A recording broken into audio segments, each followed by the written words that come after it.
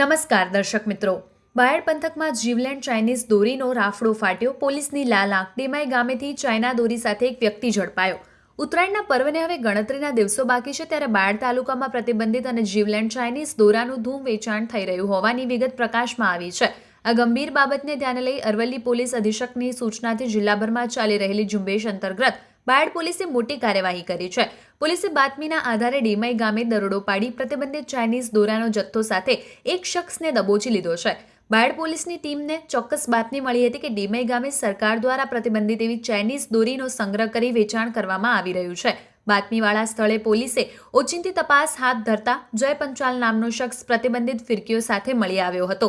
પોલીસે સ્થળ પરથી ₹10,000ની કિંમતની 20 નંગ ચાઇનીઝ ફિરકીઓ જપ્ત કરી આરોપી સામે કાયદેસરની કાર્યવાહી હાથ ધરી છે.